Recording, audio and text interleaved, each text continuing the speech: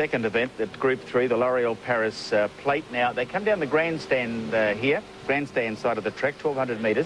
Choisir is leading from Planchet in the cerise. Blur, the gold, the black stripes and the red sleeves. They're the three to watch over the closing stages. Just gone up to join in with Kesey. Blur 4 away from the rail, and Titanic Jack the widest to starting to come home, although he wants to roll about a bit.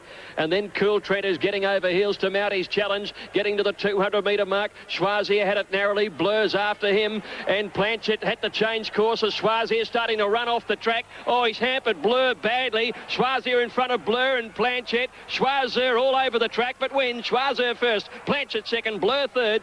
Cool Trent fourth. We might hear more. Behind these are Choisir, that highly talented horse that I've been following all spring and managed not to back him yesterday. Ended up getting over the line first, but gee, caused some interference in the last 20 metres or 40 metres of the race, and enough to get the protest upheld. Now here's Choisir in the white cap. He's starting to lay in.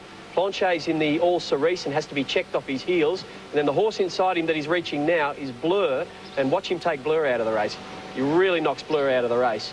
Choisir then goes on to win by officially 1.25 lengths to Planchet, with Blur a half length, I think, away in third spot. And stewards there was naturally a protest straight away. Both second and third protested against the winner. Glenn Boss rode the winner and looked quite confident when he went into the room, as you would be. 1.25 lengths the margin. They just don't give those protests. But they've managed to uphold this one, Keith.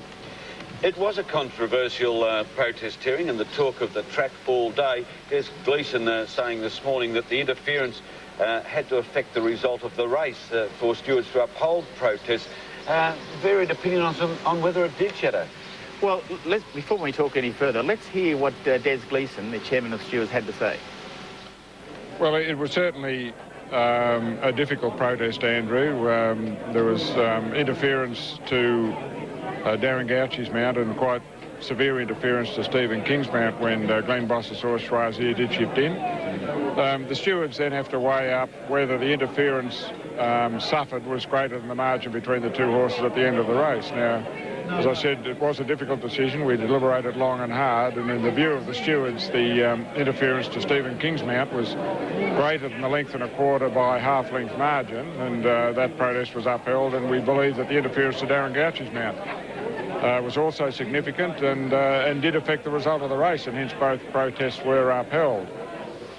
Well, I'm a great supporter of the stewards in Victoria. I think they make some very good decisions, particularly in protest, but I've got to say on this one, I think they erred. I think they made a mistake. I don't think there was any way that the protest that Blur placed against the winner Choisir could have been upheld, but it was. I think the connections were even in the room saying, we thought we'd finish closer.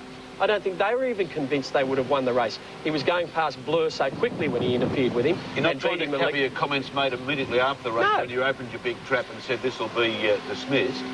Anyone who's watched a lot of races in Victoria and seen a lot of protests would have assumed that one would have been dismissed, and it wasn't dismissed. And I can't see, even watching the evidence, you couldn't listen to the evidence and support the case that Blur should have finished in front of what's his name?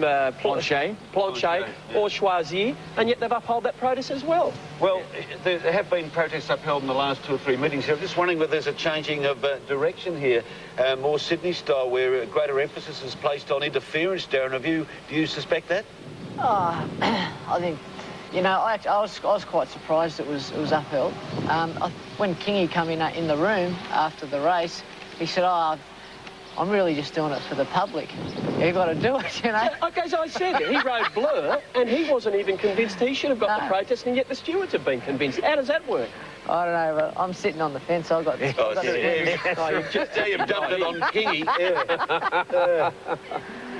Long and a hard decision there by the stewards. It took them a eternity to get the result too, wasn't it? It was nearly half an hour, but yeah. It's Kingy, our former Golden Gloves champion, just not.